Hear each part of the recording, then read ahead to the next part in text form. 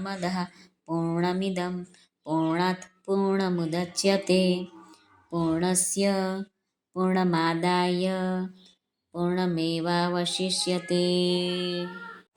સર્વને ભાવથી જય શ્રી કૃષ્ણ. આપણે આજના વિડીયોમાં સાંભળ્યું છે કે ભગવાન શું સમજાવે છે ગીતામાં. શ્રી કૃષ્ણ ભગવાન ભગવદ્ ગીતામાં કહે છે, મત્તઃ પરતરન્નાન્યત કિંચિદસ્તિ ધનંજય મયિ સર્વમિદં પ્રોક્તમ સૂત્રે મણિગણા ઇવ. અર્થ એ થાય છે કે હે ધનંજય, મારાથી શ્રેષ્ઠ એવું કોઈ તત્વ નથી. જેવી રીતે મોતી દોરામાં ગૂંથાયેલા રહે છે તેવી રીતે સર્વ કાંઈ મારા આધારે રહેલું છે. શ્રી કૃષ્ણ સ્પષ્ટ કહે છે કે તેઓથી શ્રેષ્ઠ કશું છે જ નહીં. આપણે આ શ્લોકને મૂળ રૂપે સ્વીકારવો જ જોઈએ કે ભગવાન શ્રી કૃષ્ણથી શ્રેષ્ઠ કશું જ નથી અને બધું તેમના આધારે ટકેલું છે. બ્રહ્માજી પણ કહે છે, ઈશ્વર પરમં કૃષ્ણ સચ્ચિદાનંદ વિગ્રહ આદિર ગોવિંદ સર્વ કારણમ. પરમેશ્વર ભગવાન કૃષ્ણ છે, તેઓ ગોવિંદ નામે વિખ્યાત છે અને તેમનું શરીર શાશ્વત, જ્ઞાનપૂર્ણ અને આનંદમય છે. તેઓ જ સર્વ કારણોના મૂળ કારણ છે. આ શ્લોકને બ્રહ્માજી કહે છે, પરંતુ આપણે આ સ્વીકારવા તૈયાર નથી. વળી કૃષ્ણ કહે છે ભગવદ્ ગીતામાં, મન મના ભવ મદ્ભક્તો મધ્યાજીમાન નમસ્કુરુ મામે વેશ્યસી યુક્ત્વૈવમ આત્માનમ મત્પરાયણઃ. તારા મનને મારા નિત્ય ચિંતનમાં પરોવી દે, મારો ભક્ત થા, મને નમસ્કાર કર અને મારી જ પૂજા કર. એ રીતે મારામાં સંપૂર્ણ રીતે તન્મય થઈને તું નક્કી મને પ્રાપ્ત કરીશ. અહીં શ્રી કૃષ્ણ ભગવાને સ્પષ્ટ કહ્યું છે કે મારી પૂજા કર, મારું સ્મરણ કર, પરંતુ આપણે અર્થનો અનર્થ કરીએ છીએ અને આપણે ભગવાનનું નામ સ્મરણ જપતા નથી. શ્રી કૃષ્ણ પોતાની નહીં પરંતુ પોતાની અંદર રહેલા પરમાત્માની પૂજા કરવાનું કહે છે. આપણે જાણવું જોઈએ કે ભગવાનના શરીર અને ભગવાનના આત્મા એટલે પરમાત્મા વચ્ચે કોઈ અંતર નથી. કોઈ શાસ્ત્રમાં એવું કહેવામાં આવ્યું નથી કે શ્રી કૃષ્ણના શરીરનો નાશ થશે અને પછી તેની અંદર રહેલ આત્મા પરમાત્મા બીજે ચાલ્યો જશે. બ્રહ્માજી કહે છે કે ભગવાન શ્રી કૃષ્ણ શાશ્વત શરીર ધરાવે છે અને આ શ્રી કૃષ્ણ નાશવંત શરીર ધરાવતા નથી. આપણે આવું સમજવું જોઈએ. શ્રી કૃષ્ણ ભગવાન ભગવદ્ ગીતામાં દેવોની પૂજા કરવા માટે શું કહે છે તે આ શ્લોકમાં આપણે જોઈએ. કામૈસ્તૈસ્તૈર્યુતજ્ઞાના પ્રપદ્યન્તે દેવતા તન્તન્યમમાસ્થાય પ્રકૃત્યા નિયતા સ્વયા. જેમની બુદ્ધિ ભૌતિક ઈચ્છાઓ દ્વારા હરાઈ ગઈ છે તેઓ દેવોના શરણે જાય છે અને તેઓ પોતપોતાના સ્વભાવ પ્રમાણે પૂજાના વિશિષ્ટ વિધિ વિધાનોને અનુસરે છે. યો યો યાયાન તનું ભક્ત શ્રદ્ધયાર્ચિતુમિચ્છતિ તસ્ય તસ્યાંચલાન શ્રદ્ધાન તામેવ વિદધામ્યહમ. ભગવાન કહે છે કે હું જીવ માત્રના હૃદયમાં પરમાત્મા રૂપે વિદ્યમાન છું. કોઈ મનુષ્ય જ્યારે કોઈ દેવની પૂજા કરે છે ત્યારે હું તરત જ તેની શ્રદ્ધાને સ્થિર કરું છું કે જેથી તે મનુષ્ય તે વિશિષ્ટ દેવની આરાધના કરી શકે. અંતવંતુ ફલં તેષાં તદ્ભવતિ અલ્પમેધશામ દેવાન દેવયજો યાન્તિ મદ્ભક્તા યાન્તિ મામપી. અલ્પ બુદ્ધિવાળા મનુષ્યો દેવોની પૂજા કરે છે અને તેમને મળનારા ફળ સીમિત તથા અસ્થાયી હોય છે. દેવોને પૂજનારા દેવલોકમાં જાય છે, પરંતુ ભગવાન કહે છે કે મારા ભક્તો તો મારા પરમધામને જ પામે છે. શ્રી કૃષ્ણ અહીં સ્પષ્ટપણે કહે છે કે જેઓ અલ્પબુદ્ધિવાળા છે તેઓ જ બીજા કોઈ દેવોને ભજે છે. દેવો જે વરદાન આપે છે તે અસ્થાયી હોય છે, જેમ કે પૈસા, સુંદર પત્ની, પતિ, ઘર, અન્ય વૈભવ વગેરે આ સર્વ નાશવંત છે. જે વ્યક્તિ બીજા કોઈ દેવોને પૂજવા ઈચ્છે છે તેમની શ્રદ્ધાને ભગવાન કહે છે કે હું સ્થિર કરું છું કે જેથી તે વ્યક્તિ તે દેવ દ્વારા વરદાન મેળવવાની સગવડ પ્રાપ્ત કરે છે. આમ ભગવાન જીવની અલ્પ સ્વતંત્રતામાં હસ્તક્ષેપ કરતા નથી. દેવોને પૂજનારા સ્વર્ગલોકમાં જશે કે જ્યાં પુણ્ય કર્મો સમાપ્ત થયા પછી તેઓએ આ દુઃખમય જીવન ફરી સ્વીકારવાનું છે. જ્યારે ભગવાન કહે છે કે મારા ભક્તો તો મારા પરમધામને જ પામે છે, કે જ્યાં ગયા પછી આ દુઃખમય ભૌતિક જીવનમાં પાછા આવવાનું રહેતું નથી. ગુરુ માટે ભગવાન શું કહે છે એ આપણે જોઈએ. એવમ પરંપરા પ્રાપ્તમ ઇમમ રાજર્ષયો વિદુઃ સકાલે નેહ મહતા યોગો નષ્ટ પરંતપ. એ રીતે હે અર્જુન, આ પરમ વિજ્ઞાન ગુરુ શિષ્ય પરંપરા દ્વારા પ્રાપ્ત થયું અને રાજર્ષિઓએ એ જ રીતે મેળવ્યું છે, જાણ્યું છે. પરંતુ કાળાંતરે આ પરંપરા તૂટી ગઈ અને તેથી આ વિજ્ઞાન એટલે કે યથાર્થ રૂપમાં લુપ્ત થયેલું જણાય છે. ભગવદ્ ગીતાના વિજ્ઞાનના લુપ્ત થવાનું કારણ સ્વયં ભગવાન બતાવે છે. જ્યારે ભગવાન કૃષ્ણથી શરૂ થયેલી ગુરુ શિષ્ય પરંપરા કે જેમાં ભગવાને આપેલું જ્ઞાન ખૂબ જ કાળજીથી અને મૂળ રૂપે આપણા સુધી આવે તે તૂટી જાય છે, ત્યારે આ જ્ઞાન લુપ્ત થઈ જાય છે. માટે ભગવદ્ જ્ઞાનને જાણવાનો માત્ર એક ઉપાય છે ગુરુ પાસે શરણાગતિ સ્વીકારવી અને તેમની સેવા કરીને આત્મ સાક્ષાત્કાર થાય તેવા પ્રશ્નો પૂછવા. હવે આગળ વાત વધારીએ તો દિવ્ય જ્ઞાન મેળવવા માટે આપણે શું કરવું જોઈએ? તો આને સમજવી કોઈ અઘરી નથી, ખૂબ સરળ છે.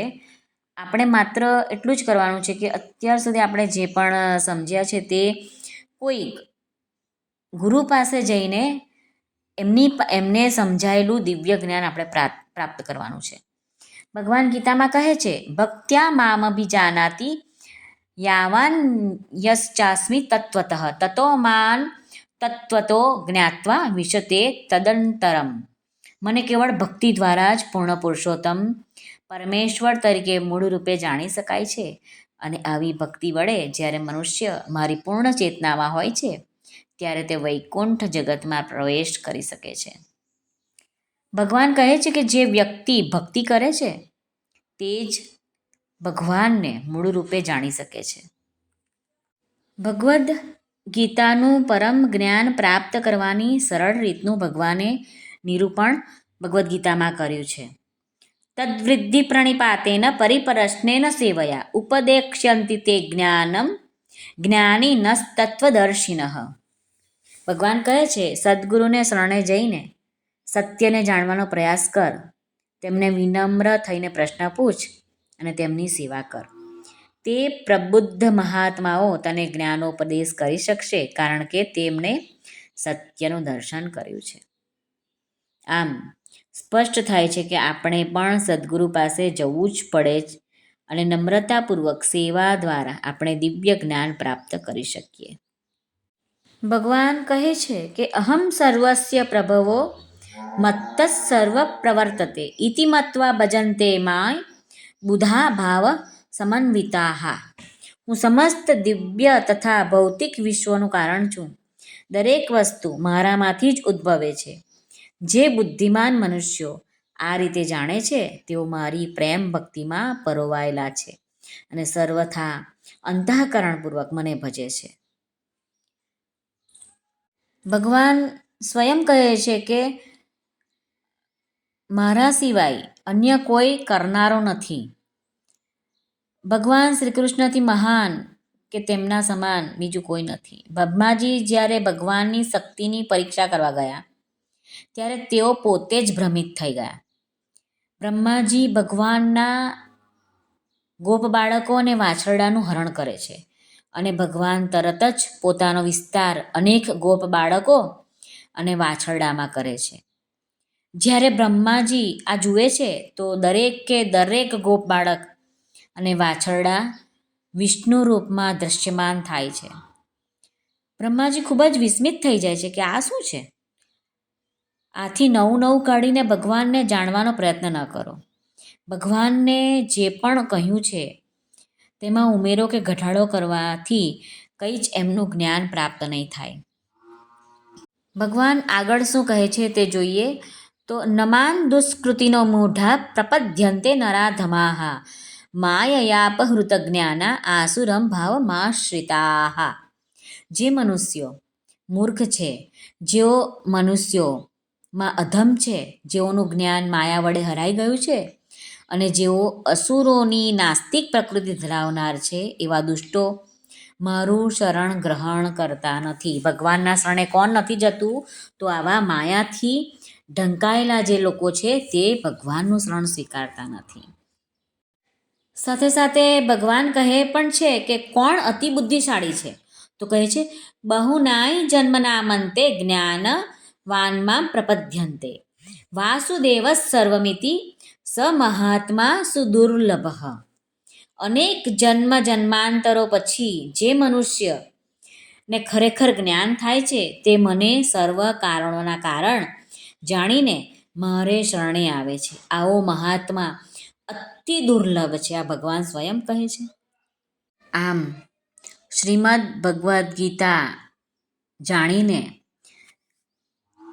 લાખો લોકોને જીવનનો ધ્યેય શું છે, પોતાના અમૂલ્ય જીવનને માત્ર પશુઓની જેમ ન વેડફતા આપણે શું કરવું જોઈએ એ જ્ઞાન થાય છે. આહાર, નિંદ્રા, ભય અને મૈથુનમાં વેડફી નાખતા અનેક લોકોને ભગવદ્ ગીતા વાંચવા અને સમજ્યા પછી વ્યભિચાર, માંસાહાર, જુગાર, નશા, ચા, કોફી પણ નહીં, આ વ્યસનો છોડી એક શુદ્ધ જીવન જીવી રહ્યા છે. તેઓને જીવનનો ધ્યેય સ્પષ્ટપણે સમજાઈ ગયો છે અને ખૂબ જ આનંદપૂર્વક ભગવાનમય બનીને જીવન સફળ કરવા તરફ આગળ વધી રહ્યા છે. આપણે પણ ગીતારૂપી વેદોનો જે સાર છે એને આપણે સમજીએ, જીવનમાં લાવીએ અને આપણું જીવન પવિત્ર બને એવું બનાવીએ. જેમ ગંગામાં સ્નાન કરવાથી પાપો બળી જાય છે, પાણીથી સ્નાન કરવાથી દેહની શુદ્ધિ થાય છે, તેવી જ રીતે ગીતા રૂપી જ્ઞાન ગંગામાં ડૂબકી મારવાથી આપણા જન્મો જન્મનો મેલ જે ચોંટેલો છે આત્મા પર તે ઉખડે છે અને આત્મા શુદ્ધ થાય છે. અને આ શુદ્ધ આત્મા જ બીજા જન્મમાં આગળ લઈ જઈ શકાય છે. બાકી બીજું બધું જ આપણું જમીન, મિલકત, ધન, દોલત બધું જ આપણે અહીંયા જ મૂકીને જવાના છે. સાથે શું લઈ જવાના છે? તો આપણો આત્મા સાથે આવવાનો છે. આત્મા કદી મરતો નથી. ભગવાન કહે છે ગીતામાં તે તો અજર અમર છે. આત્મા કોઈ ભીજવી નથી શકતું, એને મારી નથી શકતું. તો આપણે આ ગીતામાં ડૂબકી લગાવીને આત્માને શુદ્ધ કરીએ. ભલે સમજણ પડે કે ના પડે, બસ રોજ ગીતાનું ગાન કરવાનું, ગીતા સાંભળવાની, ગીતા સમજવાની અને આત્માને શુદ્ધ કરવાનો અને પરમાત્માને પામી લેવા માટેની દોડમાં આગળ થઈ જવાનું છે. સર્વને ભાવથી જય શ્રી કૃષ્ણ. રાધે રાધે. હરિઓમ તત્સત. જય ગુરુદેવ દત્ત. જય સ્વામિનારાયણ. જય માતાજી. નમઃ પાર્વતી પતિ. હર હર મહાદેવ. હર સિદ્ધેશ્વર મહાદેવની જય. આ બધું જે પણ આપણે કર્યું છે બધું કૃષ્ણને અર્પણ કરીએ છીએ. જો તમને આ વિડીયો પસંદ આવ્યો હોય તો લાઈક, શેર અને સબસ્ક્રાઈબ જરૂરથી કરશો. ધન્યવાદ.